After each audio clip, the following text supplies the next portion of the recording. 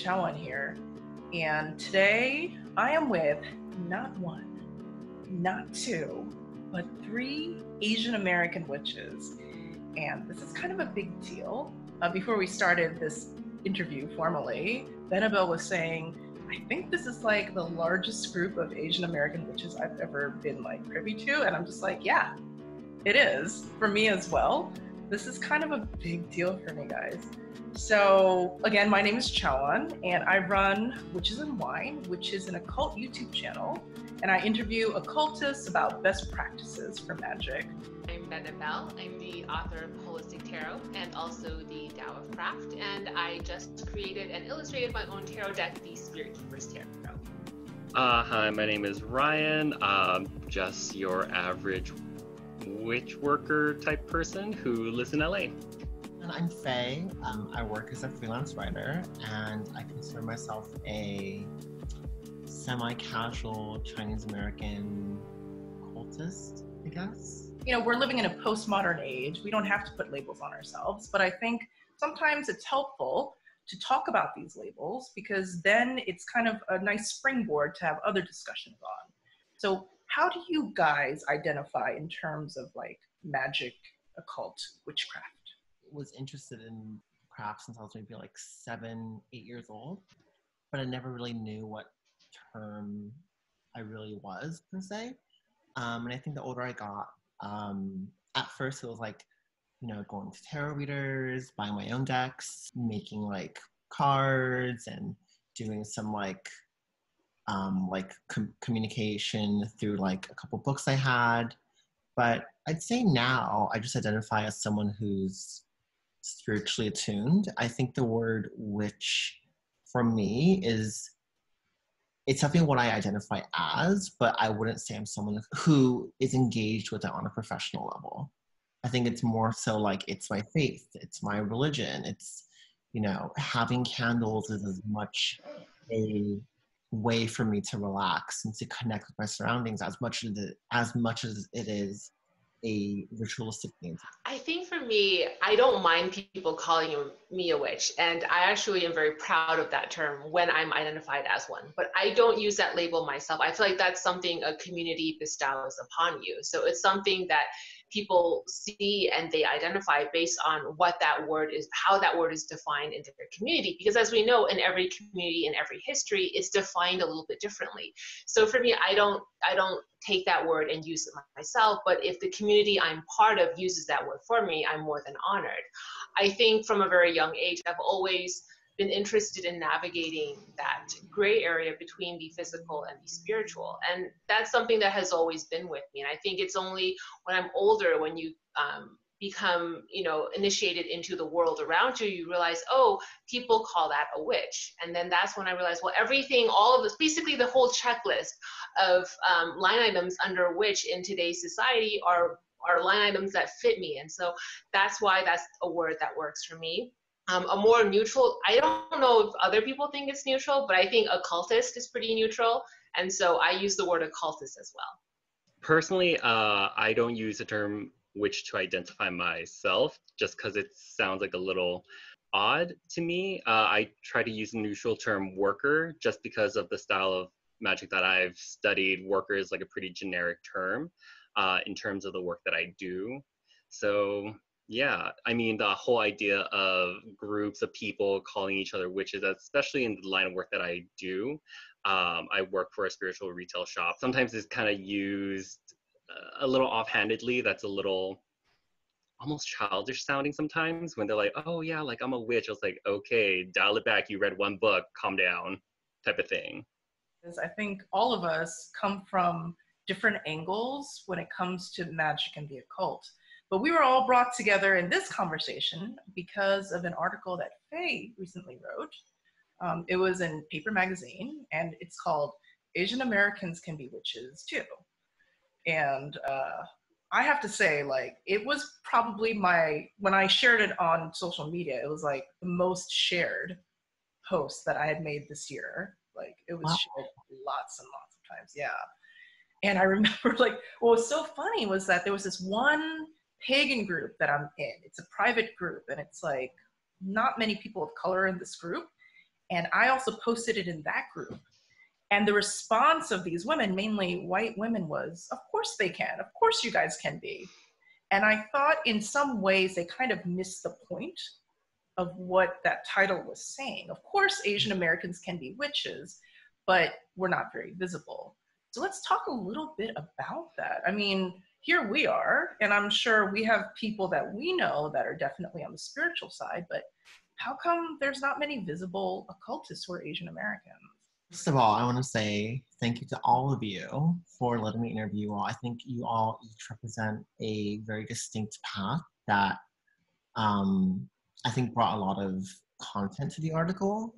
I feel like the whole point of me writing that piece was, again, sort of like what Ryan said earlier, which is that, you know, you think of the word witch and you think of this sort of like very sort of almost 1990s, early 2000s, like charmed aesthetic, like in the US specifically. And I feel like, you know, contemporary American education really only focuses on like the Salem witch trials, and then you sort of jump from that straight into like that, like, you know, very commercial Halloween / like Buffy the Vampire Slayer, like very campy aesthetic. And I think while like lots of non-Asian demographics have been able to reclaim their cultural backgrounds, whether it's people who practice hoodoo, voodoo, brujas, you know, or witches for those who are, you know, Caucasian identifying.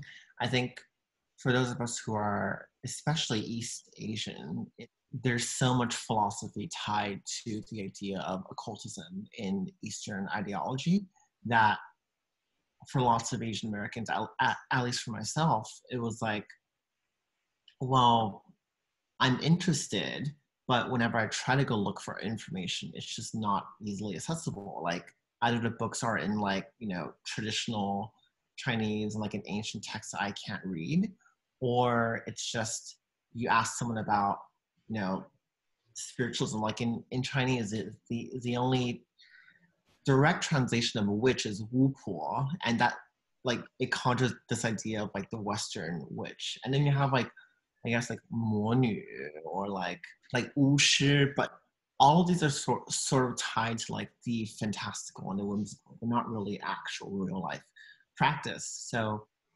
I wrote that piece mainly wanting to just address the fact that there's a group of people like us out there who want to find a community, but just haven't really found like a cultural background that we can lean onto. I'm Korean American, and is everybody else Chinese American or? Yep, Chinese Vietnamese American. Yeah. Yeah, I don't know about you guys, but I get emails and text messages from other Asian American, like Korean Americans especially, asking like, how do I do magic that's East Asian? Because literally there's not much in English, if barely anything actually. Have that one foot in like the old country, and then we have this foot in this new country that's very different. And so I feel as though like Asian American occultists who are not Christian and who are not Buddhists, like, you know, like in more mainstream religions, there's not many places for us to turn, is there? So I yes and no. I don't know how. Okay, so there's so many layers to this, right? One, there's imperialism that affects even Asia right now, and how we have sort of, you know, our own mindset toward our own culture. But let's set that aside. I don't want to talk about that. What I do want to talk about is the word witch. When you translate, you can't do direct translations because a word means what the culture has imposed its meaning to be. So I think when we say witch, and we're talking about the occult spiritual communities today, the witch in Western contexts, it comes a lot from Wicca, right? And it comes a lot from those traditions if you're talking about it today. Now, when you do the translation as stated, Wu Po, Fang Shi is another one. And then there's Taiwanese is Dangi, is for more of a mediumship, shamanistic person. I don't know what the Mandarin word is, but I know the Taiwanese word. So for us, when you say the one word witch is actually subdivided into so many other roles, the fortune teller, the diviner, and then fortune teller and diviner are two different individuals. So if you're reading with tortoise shells or smoke, that's more of a form of divination. And so we separate it into so many different parts, you know, and alchemist is another part of it. And Taoist priest is another part who cast the few talismans.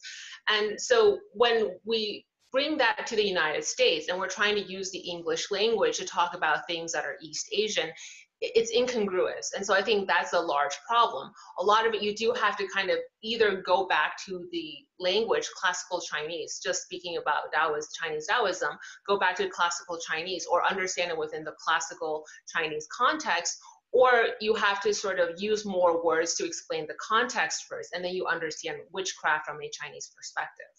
And the other aspect to that is traditionally witchcraft has been associated with the poorer classes. And so all of us who are here, our parents, when they're in Asia, by and large, were middle to upper middle class. They had some kind of privilege for them to be able to even immigrate to the United States. So they're already on some level divorced from a lot of that working class sort of street level shamanism and witchcraft. And so that still stays in the countryside. So when I go back to the rural Taiwan, it's thriving, you know, it's alive. I see a lot of practitioners. It's all over the place. It's only here that you don't see us. Even in Japan, when I went to Japan, if you know where to look, it's a thriving cultural practice. Traditional Japanese witchcraft is very alive all over the place. And so it's about knowing where to look. When it comes to that identification of like witchery or witchcraft or, you know, being in the occult, it's a little weird just because, you know, one, I think I'm the only one who hasn't actually been to Asia, so I haven't had the chance to actually explore, you know, Asian witchery or sorcery or any of that kind of occult in that aspect. And the other you know, the other thing that I don't have necessary access to is like a higher class, coming from a family who escaped during the Vietnam War. A lot of our cultural background and a lot of that kind of practices were still kind of alive in our countries. Like we still in our family we still do like, you know, offerings every like full moon, new moon, that kind of thing, and we still have like the traditional altars, and we're really big on like some of the showier aspects of like ceremonies sometimes, and especially like funerary ceremonies are really big and flashy and showy.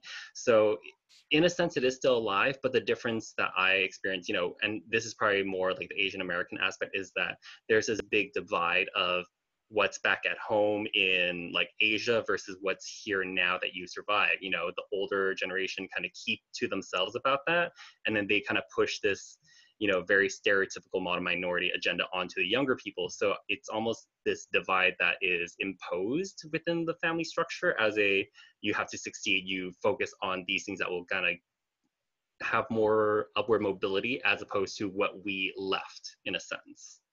So this kind of reclaiming and kind of getting back into the occult, for me, is just kind of stepping into that power, stepping into that past a little bit more.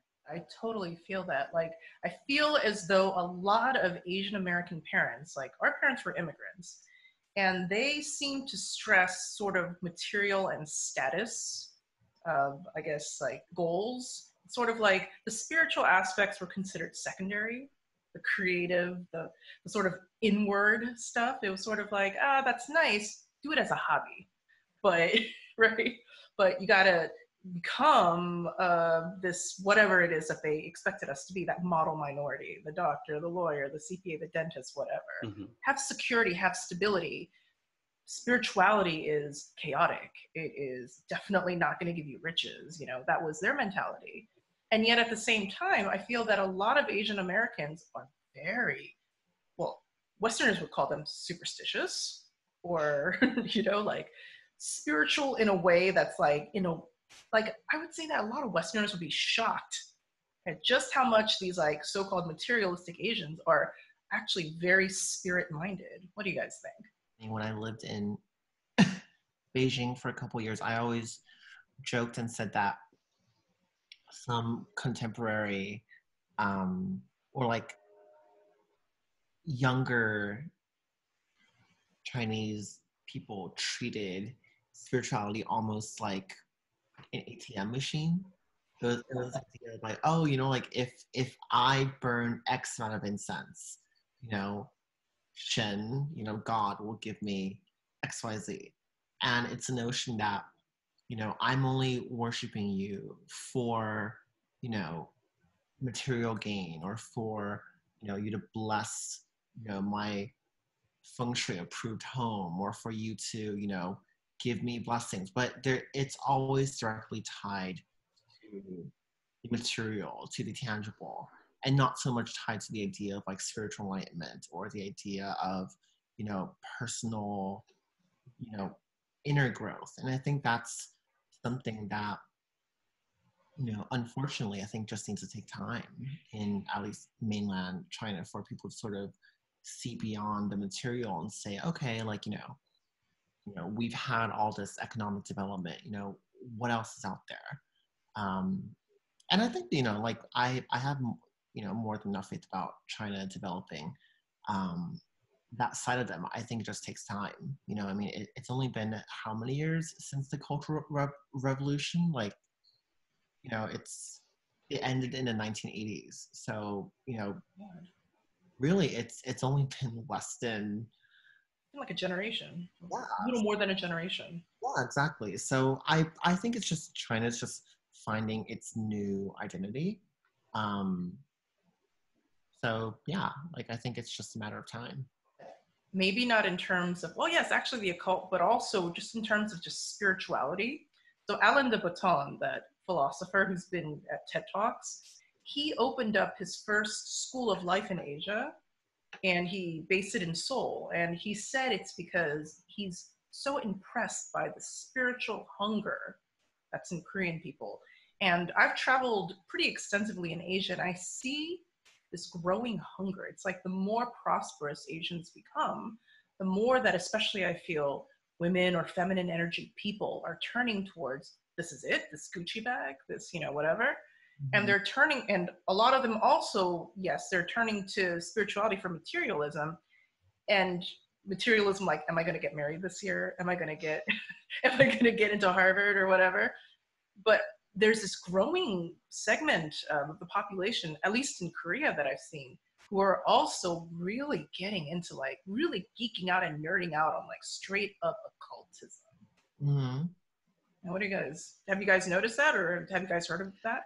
Yeah, I mean, I see it. It's pretty prominent among the people that I interact with. They always come to me for food talismans, or ask me which gemstones do what, or can I feng shui their house, So I do see people who know nothing at all about the occult, spirituality. They're not even religious in any sense of the word, but they are, like you said, getting more, like the Asians are getting more interested in these topics and trying to regain their roots in this. Yeah, I work in a spiritual retail shop, so like the amount of people who have been coming in who are very, like, obviously visiting from Asia or China, Japan, Taiwan, physically come, and they're very interested in, because I'm in America, obviously. So a lot of them come in and they kind of look at this Western occultism as kind of, oh, this is interesting. This is very different than what we have at home. And in fact, this is probably more accessible because, there's always this air of mystery. So here it's kind of on broadcast, at least in the spaces that I occupy. And especially when it comes to people in our contemporaries and the people who are in our generation, I think a lot of them have walked down that path of like, oh, you have to follow the STEM, majors in college and I was kind of one of those people. Nowadays they're kind of like, okay, what's next? Like, what else is out there for me? There's almost this kind of quarter life crisis where people are like, is this it for me? And what can I do to change that? Because I am content with my path, but it's not bringing me as much joy as, the colleges have promised and what my family has promised. There's a lacking of joy, and a lot of people, they occupy that joy by, like, indulgences, like I drink a lot, or people who like travel a lot, and then there's some people who kind of get down the rabbit hole of like mindfulness and self-help, and that kind of sometimes leads into, you know, the occult as a way to kind of help get them to where they need to be. Like, I just received a text from a young Korean American person, and they told me that they have to hide their ancestral altar from their Christian parents. So, I mean, this is a very Korean thing. This is an indigenous Korean thing to have an ancestor altar, and yet this person feels the need to hide it because of, you know, whatever it is that, you know, and to be honest, it's because of Christianity. Do you guys feel as though there's a special obstacle that Asian American occultists face that perhaps Asians or Westerners don't have to face? I can't speak for everyone's experience, but I can say for myself that my parents are pretty atheist. You know, I mean, they're open-minded, and you know, they don't reject the idea of spirituality, but for them, they never really needed to seek, you know, spiritual truth or just because I think they're pretty content being atheists. But you know, when I first started, you know, I would tell my mom that, you know, I was, you know, seeing a tarot reader. I mean, like Ryan was like one of my first ever readers, and you know, it's been amazing. But you know, like when I first started, I think my parents thought it was just like a phase or whatever. But now, you know, they've really seen that, you know, through, you know, my work and my praying and mind you, I said we're praying in a very non-Judeo-Christian context, just like as in like connecting to a higher entity.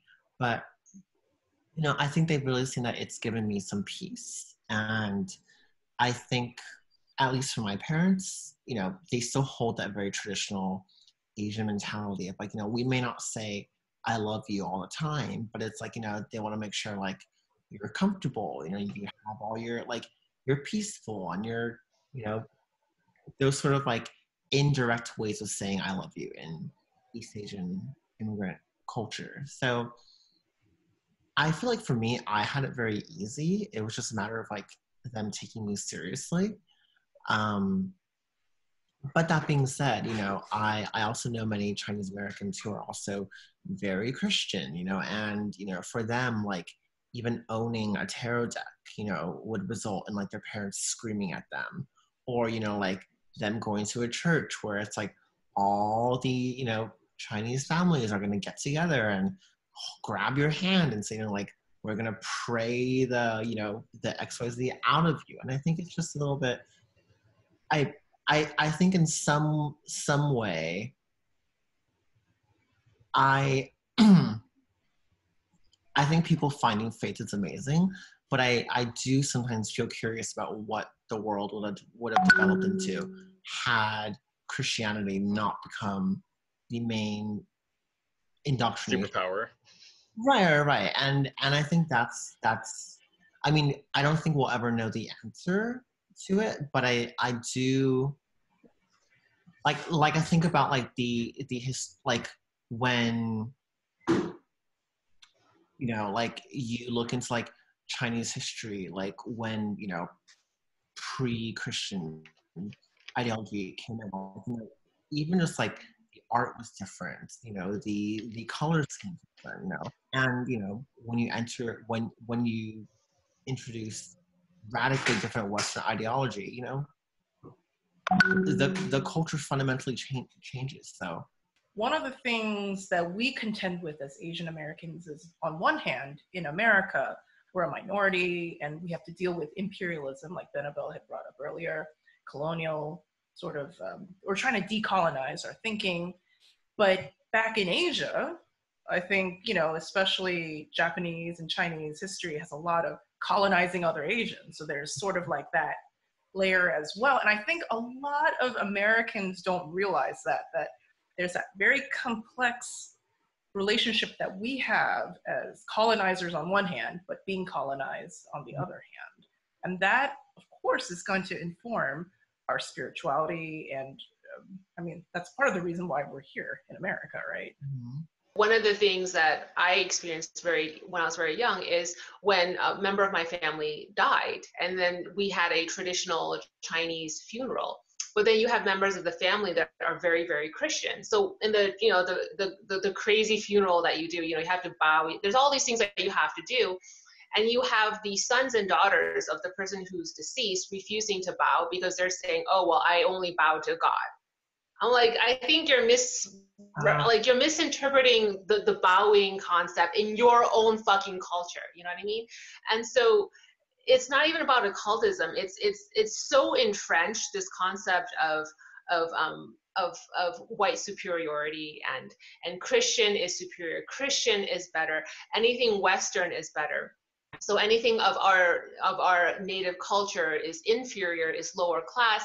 I mean, it goes so deep that occultism, we don't even have to get to that conversation. That conversation isn't even on the table yet. You know what I'm saying? And so if you want to talk about occultism, I think anybody who really looks into the sort of the native culture, it's always been part of our culture. You know, it's in our language, it's in our holidays, is in the, I mean, all of our seasons are the lunar solar calendar, all of our holidays are keyed to the moon phases, you know. And so you see that very pagan concept deeply, you know, sewn into the culture. And it's the imperialism that came in, and the Christianity and the missionaries that really uprooted that, changed the demographics entirely. And so now the vocabulary that Asians use is actually white, it's no longer Asian. You have to have that conversation before you even get to why do Asian Americans feel like they have to hide their own cultural practices from their Christian families. I mean, you have to talk about that before you get to occultism. Yeah, it's funny because I even know a lot of people who are, you know, or not a lot, but some people who are Asian American, you know, but their craft or their interactions with their own personal culture and how their culture almost doesn't play a fact into their, you know, into their magic. You know, I used to work with someone who clearly was Asian, but was like all into very, you know, Western styles of magic, did not even think about talking about like the Asian American aspect of their work. I remember having a conversation with people who identify as Asian and the work that we do, and it's almost a, you know, hush hush secret, like, you know, we do this but we don't really talk to our family because they have this ingrained anti-spirituality, you know. And I think that may just be that particular instance, but there is this kind of divide in terms of, you know, the Asian American embracing spirituality in a Western lens rather than Asian Americans embracing spirituality on a more broader scope. Kind of like what BENEBELL is saying about the whole aspects of colonialism and how that's so ingrained in the culture, in a point where it's so hard to kind of detangle the spirituality in terms of the culture. Well, then we have to talk about, I mean, because it's so hard to separate magic from politics. I mean, they're very entwined in my mind. There is diversity amongst Asian Americans. And surprise, surprise, yeah, we like being in groups, but we also have our own individual sort of ideas. You know, like one of the big things I've noticed is that it's nice for other races to kind of clump Asian Americans as like the representative token bridge to the exotic piece, right? It's like, oh, this is my Korean person, Chinese person, and they like know like Kung Fu or something like that. I don't know. But it's like, we're like that bridge to the exoticness of the Orient. And I think that's one of the things that I've discussed a lot with, I have a Mudang friend. Mudang is a Korean shaman.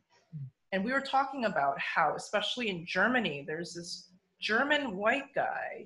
He has a institute for Korean shamanism. He's actually released a CD called Mudang Rock, right? He's like doing like Korean shaman music, and he's profiting off of Korean shamanism, because right now Korean shamanism is like still kind of relatively unknown. And so people are just like, oh my God, exotic. Let me like get my hands all over it. What do you guys think about this? Do you guys actually even, first of all, do you guys even feel it, that sort of exotification, whatever that word is, exotification, the fetishization that maybe a lot of white occultists have of the Asian arts? Oh, absolutely. Absolutely. I mean, God, I mean, firsthand, like yoga, you know, I mean, like yoga is like it's the epitome of like, it was birthed out of, like some of the poses in yoga are devotional poses, then, the idea of, I'm not even going to pretend to say I know much about Hinduism. I know some, entities names, but I'm nowhere near a expert, but I do know that, the idea of like chakras, and well, I do know that yoga is tied a lot to spirituality, and it's not just simply a method of, relaxation. And I know for a fact that reaching Zen is nowhere near, like it's two completely different things, like mindfulness and, just all this like, new age kind of like packaged in yoga plant, like packaged in like yoga pants and pumpkin spice latte, like I said, like it's none of that is actually what yoga was about. My second book, The Tao of Craft. So I didn't want to publish it because I was thinking a lot about my branding, my platform, my profession. I still hold down a day job. I'm a corporate lawyer in venture capital. And so I was thinking, this is like too much information. It's really like, even my mom was like, I don't know if that, it's too much, right? But the reason I published it was because when I did a search for books in English on Taoism, esoteric Taoism, or forms of Taoist magic, I think it was some insane number, like 95% were by white males. And so the reason I published it was just to be an Asian face talking about my culture, so that not every single book out there about my culture would be by a white guy. And so that's the only reason I publish it. And so to Chawon's point, does it bother me? Like, I have a lot of feelings about it. I think when I'm being emotional and irrational, it does bother me. But I think if I'm trying to be level-headed, it can't bother me because I also have to take responsibility in part. Our community has to take responsibility in part because we're not stepping up and filling those roles. And so if we're not going to seize the pie and fill up the table first, someone's going to get to the table and profit. And so can you really be mad about that if you didn't run to the table first and seize it? And so I think that's what I'm starting to do more now, is to take ownership over my culture so that there's less room for people who know less about it. But I think, you know what I'm saying? Like, it bothers me sometimes, but then when I'm being more level-headed, I realize it's complicated, right? Kind of feeding off of, the both of them, when similar to BENEBELL, I looked up, Asian magics, and was the first thing that came up, besides all the giant writers that are white men talking about our culture without experiencing it. It's very much like, oh, I went to Asia for 2 years and now I'm an expert in everything. The only other person who had a face out there was the Tao of Craft. I think I even have it back here somewhere. Yes, I read your book. And it kind of bothers me because there is this kind of, in a sense, it's almost anthropological how some of these white men are able to kind of go into these cultures, take what they know, profit off of it, put into books. And to a certain extent, it's kind of the observer effect where it's like, oh, they go in and they are able to write on it when we are living the life and kind of doing it without knowing about it and didn't know that we could profit off of it in a sense. So it's kind of like they beat us there first because they made the market for it. And even with the introduction of, like they said, yoga in, mainstream culture, even with the extent of like Buddhism, Zen, to a certain extent, like Tao culture here in America, it's very much white men. Even something as simple as like Reiki, yes, it is Japanese in culture, but you throw a rock anywhere in LA and you're going to hit some white gal who's either had Reiki done or does Reiki. So it's this kind of, we live in a culture that's very white. So it's a numbers game in a certain sense, but it's also not fair that we, don't have certain privileges that allow us to kind of take those loftier approaches and go into these cultures to partake in it. We're stuck here studying STEM and being their doctors while they're like, oh, I'm going to take a gap year and go to Asia and like study all their stuff and then make money off of it. I did want to just point out one very quick thing. I went to Koyasan, where it's sort of the hub for Shingon Buddhism, esoteric Buddhism in Japan. And one of the first questions I asked them was, do you know what Reiki is? None of them know what Reiki is, just FYI. I just wanted to throw that out there. Now, forms of like a sort of an offshoot of Qigong, forms of energy healing, yes, absolutely. I mean, it's absolutely part and parcel to esoteric Buddhism. But Reiki in the form that we see it, and I got initiated because I paid out the money just to figure out what the fuck is, so I learned all about it. And I'm like, wow, this is so crazy. And so I took that and I asked them if and they were like, oh, that's really not anything close to the form of energy healing that is part of esoteric Buddhism. And so I just wanted to, throw that out there. Okay, continue. It's kind of like the Chinese food of energy healing, the American Chinese food of energy healing. One thing I did want to point out about like the Chinese oils and whatnot, that is a very interesting thing that you brought up because, I studied a little bit of hoodoo, which you'll see a lot, some of their recipes are like Lucky Buddha oil or like, or whatnot, or Chinese floor wash is one of their big things.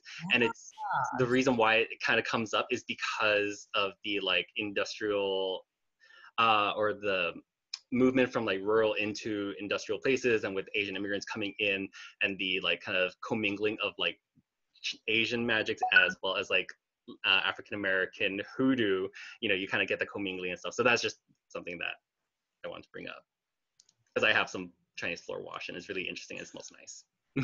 Really cool. Yeah, like I think one of the big issues that's going on right now is a lot of white occultists, they worry about cultural appropriation.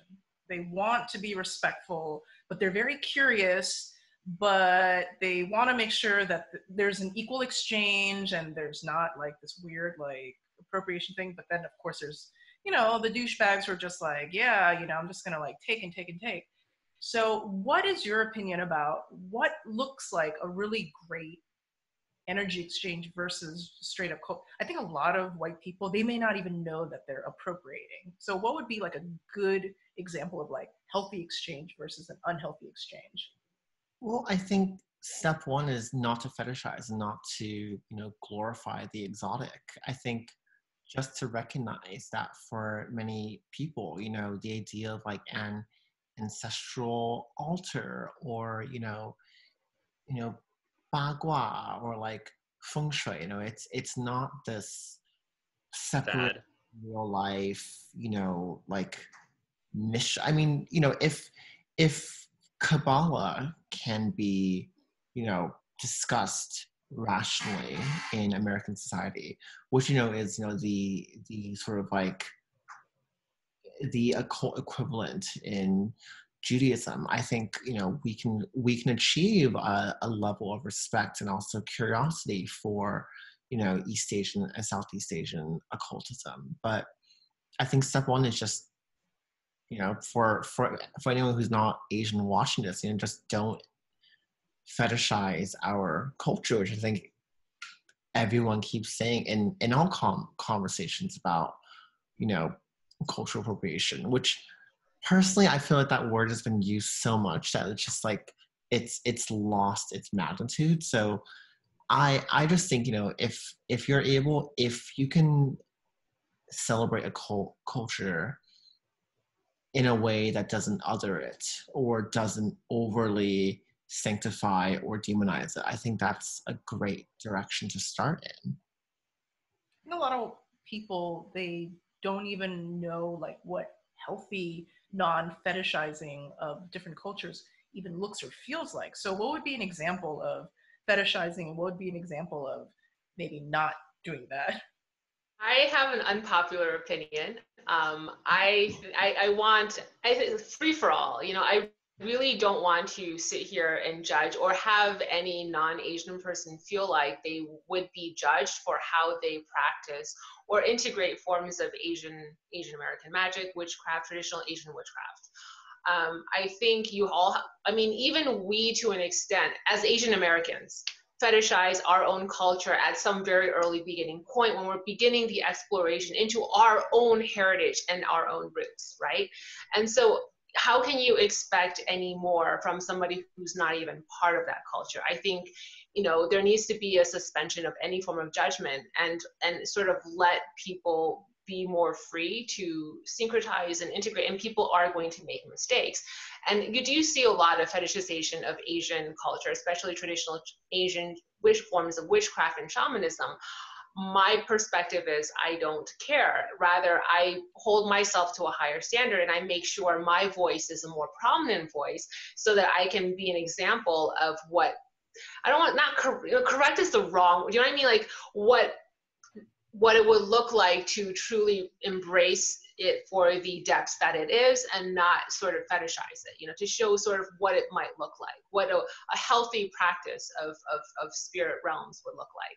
And so rather than tell people you are doing this wrong, or you should do this, or don't do that, let everyone be free. Just do what you do, and then I do something that is worthy of people observing it, and finding something in how I practice it, or what I say, or the research that I've done and provided, and find some way to adjust what they're doing so it's a little bit more rectified.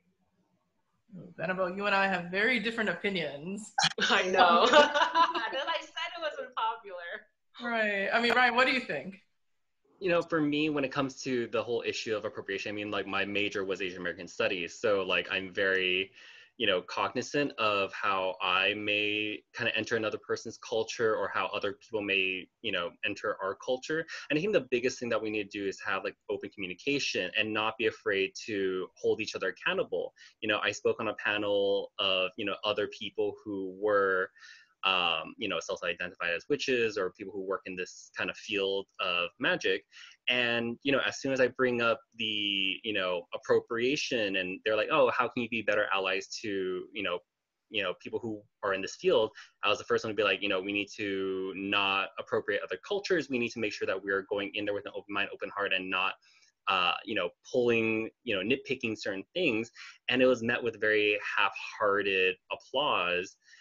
And people don't like being called out on a large scope like that. But when people go in and they're like, oh yeah, like, I went and did this ayahuasca ceremony and I feel so much more connected. It's like, okay, well, you also don't understand the ramifications of what you're doing in a sense of this fetishization, in the larger aspect. So I think a part of it is just calling each other out, and at least pointing them in directions like, hey, just so you're doing this and able to benefit from it because of your privilege. A lot of people didn't have to fight in order to gain access to this. It's just a matter of, hey, I'm going to look it up. Oh, there's someone who's available. I'm going to go for it. Whereas some of us, when it comes to this field of work, fight a little harder in order to kind of get that accessibility. And even when we get a bit of accessibility, it's still obstacles, interpersonal obstacles, familial obstacles, career obstacles. Not everybody has the luxury of, doing this kind of works. It's a privilege to be able to do this kind of work. And it's a privilege for some people to have that access. So it's, to me, just a matter of calling each other out and being like, hey, like, you might want to do your due diligence and actually study this, and actually, like, find someone who is in that field and do more, research. A lot of white people, they like to jump straight into other cultures, like occult practices of other cultures, and sort of like, well, do you maybe want to look at your own bloodline and your own culture, and kind of use that as well, like, don't worry, like, just because, like, you are Irish American, like, oh yeah, there's millions of Irish Americans in America, and it may not seem as quote unquote special, but it is special. You don't have to fly to another occult tradition to, like, get that badge of feeling special. I actually feel like, who am I to judge whether or not they want to pursue their Irish heritage, or whether or not they want to look into Buddhism? Like, I just don't feel like I'm in any place to be a gatekeeper, even if it is my culture. And it's not even like I own Buddhism. I don't own Taoist magic. So even as a community, we don't own it. And so, because it's not even Chinese, it came from India. And when you look even further, all of these things are connected to, I mean, I don't want to get too like, oh, we're all one race. I don't think that at all. But I do think that, for me to pass judgment on whether or not somebody wants to explore their own roots or find it somewhere else, like, I don't even want to get into that. And so I do welcome it. And I want to I want people to come into Asian forms of magic and feel like they're being embraced in this community. I have slightly differing opinions of like the embracing of people kind of entering into community because, you know, in a sense, sometimes they don't need to be embraced in the community. Sometimes they just waltz in and be like, it's mine now, you know, get out. I'm going to make this what it is, you know, and, you know, speaking of hoodoo, you know, I've literally had people who, you know, pass as white or identify as white saying, hey, like, why can't I practice hoodoo? And for me, you know, I studied hoodoo, and even being a practitioner of hoodoo, I still feel like an outsider because that's not a part of my tradition. So even then, I still have to kind of like dance around in it. I think it has to deal with that cognizant awareness of I'm not part of this culture. I'm almost a tourist in this culture, so I don't want to offend anybody when it comes to it. And sometimes people kind of don't have that sensitivity to other people's culture where they kind of, you know, again, kind of like Ben was saying, like, I don't want to be a gatekeeper for other people, but I feel like it would be that much more considerate of people to kind of at least approach and talk to us and be like, hey, what's your experience? This is something that I'm interested in. What do you think? Do you know any resources? Instead of finding, you know, Joe Schmo and be like, hey, what do you know about Buddhism? Oh, it's great. Like, I know this white guy in like Santa Monica that has a temple. That's at least my approach, which I think, again, like going back to what Ryan said, I don't think many people have a sense of humility when they're going into a new culture. And, you know, and again, like you know, I didn't even grow up Buddhist or Taoist, so I don't have, you know, I'm far from a gatekeeper. I think I learned more about Buddhism from many like white practitioners than I did Asian practitioners. But that being said, you know, I also grew up in a household where I spoke Chinese very regular. I'm very fortunate to be fluent in it, both reading, writing, and speaking. And so, you know, just despite not having grown up with the religion, you know, you can say a Chinese phrase to me, and I will know, you know, if there's like, you know, metaphysical meaning behind it. You know, like my parents would say things like, oh, you know, like don't eat that because, you know, it's like it's got lots of like hot energy, or like, you know, like lots of cold energy, which to most Americans it's like, what? It's like what makes a fruit cold or whatever, and it's like, you know, that idea is tied to, you know, the Chinese philosophy like qi, you know, qi, energy, and that's all metaphysics. I mean, so while I didn't grow up Buddhist or spiritual, it was still part of my daily lingo, and I think that's something that, you know, like when I went into, you know, tarot and Western philosophy, you know, I was very much a tourist, and I didn't grow up with, you know, Judeo-Christian parents. I didn't grow up in a family that practiced, you know, Western religion or Western spirituality. So for me, everything was new. And so I can understand the inherent interest that someone who isn't Asian might experience when coming into our demographic. But I think it's just that humility is really what kind of separates the people, you know, those who leave a bad impression versus those who become integrated and, you know, set up shop with local communities and, you know, just build a good reputation for themselves. Yeah, speaking of tarot, I think all of us here, we work with tarot. And obviously it's not an Asian thing, but we're all working with tarot.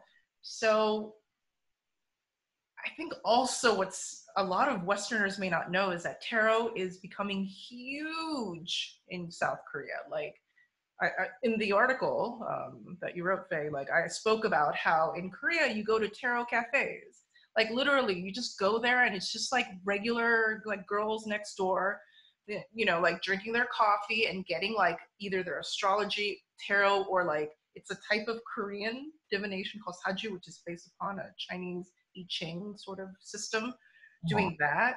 And then there's tarot trucks, and people love to collect tarot just as like, you know, collector items. Mm-hmm. So that's like really trendy right now. Like it's like considered super cool and super like, wow. And I feel like probably in the next 5 to 10 years, China's going to be a huge market for tarot as well. I mean, they're beautiful to look at. I mean, they're so nice to collect. So why do you think tarot is like, I think it's kind of like, that's sort of like the first wave of like Western occultism, like starting to really push into Asia. Like, what are your opinions about that? I think my earliest, so I actually knew the Chinese term for tarot before I knew the English term, which is Talo Pai, which is like tarot cards, and it was all because of the anime card captor Sakura, which like was huge in China. And I remember I was like what 11, 12, and like you'd go to these like little bookshops, and they'd have like the little secret corner, and like at the very bottom of this of the bookshelf was like these like tarot cards, and also memorabilia from the show. But I think tarot has a certain like aestheticism to it. It's beautiful. It's a card. It's very. I mean, everyone grows up seeing things like poker cards and like trading card games. So I think the entry point is very easy for the casual, general interest consumer, where it's it's pretty, and there's colors, and you have all these different types of art on them. So I think it's just accessible. It's much easier to buy a card deck and have a pretty book next to it that has some nice illustration, versus having to go to like your local witch shop where people may not be super friendly to outsiders, and buy a candle and not know what to say, and having to search online. And so that's at least my opinion. I think it's just it's visually stimulating, and I think it speaks to a early childhood ideas of toys and memory and nostalgia.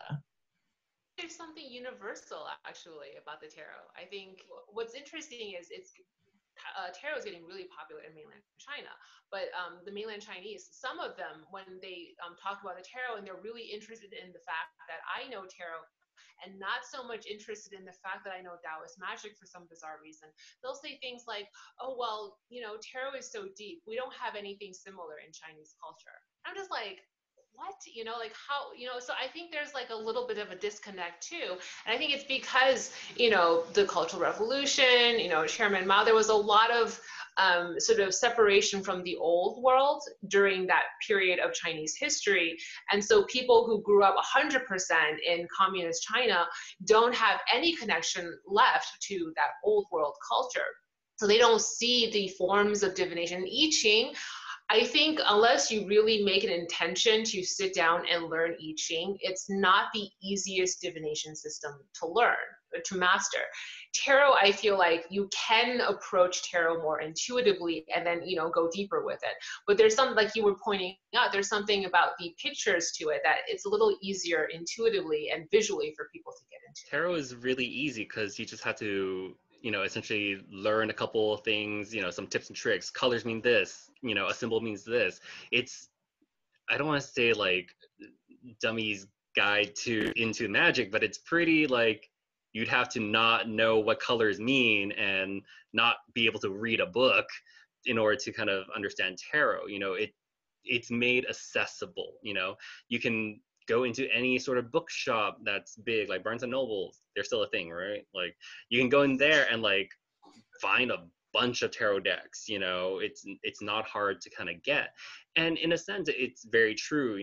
Quote, China doesn't have these things. It's because of that kind of rejection of the old, wanting to modernize. And there's this kind of weird kind of narrative where it's like, oh, in order to modernize, it means to westernize.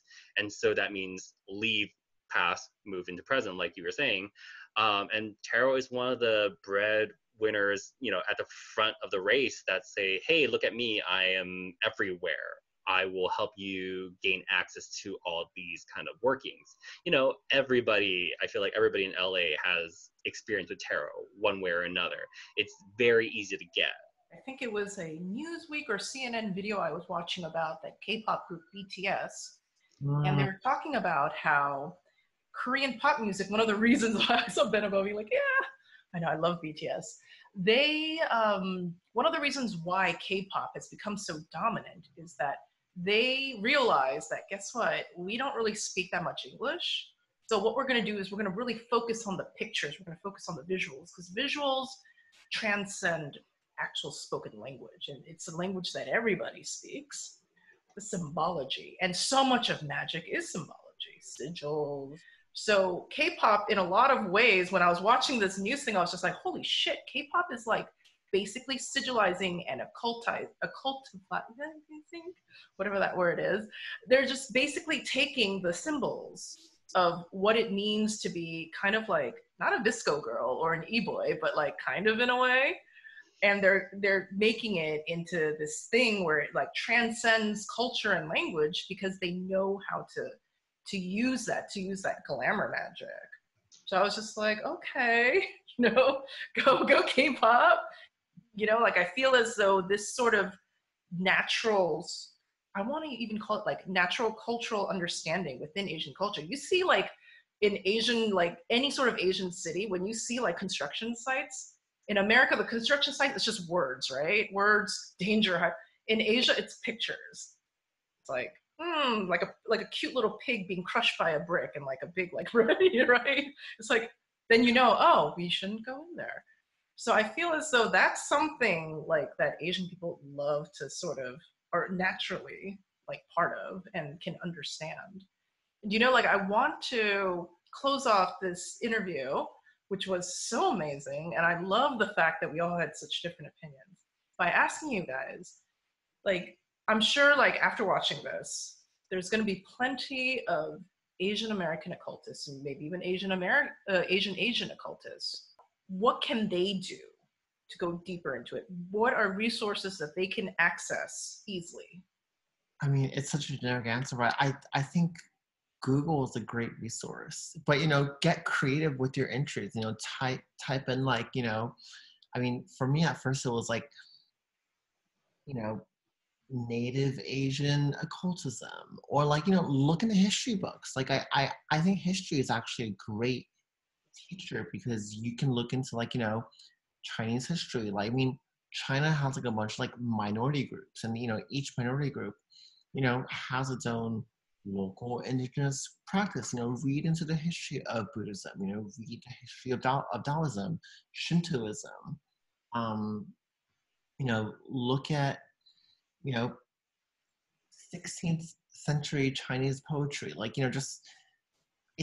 I know it sounds very grand right now, but when you really boil down to the nitty gritty, I think East Asian witchcraft is everywhere. Well, occultism is everywhere. You just really have to kind of be patient and be willing to sift through, the endless pages of, Karen with her, Starbucks coffee being like, I read Reiki. I'm like, okay, that's cute. And you know what? Good for Karen, but there's more to Asian occultism than just your little book section at your local witch shop,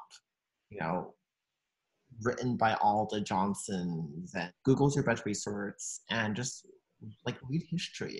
It's not that difficult to find information. You just have to be really patient and understand that what you're doing is not easy. And I think in a certain way, that's what makes it so special, is that when you do find it, you can really make it yours. And I think that's why I'm grateful to have really spent the time to look into, well, what's my cultural background and how does that tie to my spiritual reconnecting. So I guess two things. First is exactly what Faye said.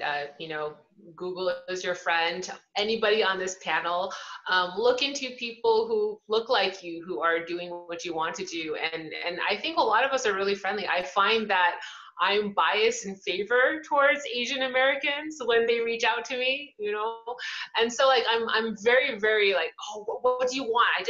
I dump whatever I have in their laps. And I think I mean, you're going to see that from, it's not me, it's all Asian Americans, because we're really, really eager to share what we've accumulated so far. So look for people from our community who are doing what you want to do. The second part, and I do know that not everybody is able to do this, but if you can, and this is kind of woo-woo, which go back to your homeland. You know, I feel like when you have the DNA and you're standing on the soil of your ancestors, something happens, you know, and I think, you know, just walking the land, being on that, in that region, being in the locale, and looking into the spirituality there, you know, not just in terms of, you know, going to the natural resources to get in touch with the nature spirits, but go to the temples, all different types of temples, just really diversify and broaden where you go and seek. And I think, you know, even if you don't understand the language that you hear, it's your mother tongue, your tongue, even if you don't understand the language, even if you can't read anything, something very guttural happens. And then you will just sort of almost, a light bulb will go on in your head and you'll know where to go from there. I really believe that, because something will speak to you and you'll just hear the instructions for how to proceed with an integrated craft that is going to be something that is tied back to your roots. So if you can, I would strongly urge people to go back to their homeland. Some of the resources that, you know, of course, if someone who is Asian American reaches out to me, like, I'll do my best to reach out and talk to you guys, but on a principle, I don't like talking to people in general. But, you know, reach out if you need to. But some of the things that have helped me along the way, of course, is, you know, talking to other Asian Americans. And one of the books that I actually read that got me, you know, a little bit more into Asian workings is by, his name is David Shi. He wrote something on North Asian magic. Yeah. So his book was pretty cool. And he actually pointed me in the direction of taking a look at the Chinese almanacs that they put out, you know, right before Chinese New Year, because they have a bunch of shit in there that's like Chinese magic that I did not realize until they pointed it out, because I was like, oh, that's like old wives' tale kind of stuff. And now I'm looking at it, I was like, oh shit, there's gold in here sometimes. So, you know, check out your almanacs. They're cool. And also talk to like people who, you know, older generations, if you have access to that. I unfortunately am really bad at Chinese and I can't speak about it or speak Chinese very well. So I don't have that privilege, unfortunately. But if you have that privilege, go and talk to your ancestors, go and talk to the people who came before you to kind of have an understanding of what their position is and if they even have access. And also pay attention to some of those really funny superstitions, because you never know if that's actually magic in there. But I would say probably because of the cultural and linguistic sort of understanding that one has to have to understand, like in the interview that I did for Faye's article, I was talking about how language just isn't about the vocabulary. There's a historical context to it. There's also a cultural context to it. So having somebody who's native to that culture and language, having them talk about it is always helpful, because there's little nuances, and magic is all about the nuances that may be difficult to understand if you're outside of that culture. And we're talking like, if you're a Westerner, you're very much outside that Eastern mindset. So, you know, like maybe a Chinese person can write about other Asian magic systems in a way that maybe a Westerner might miss, you know, because the cultures are a little bit more similar. So I would say, please, you know, try to search for actual Asian authors.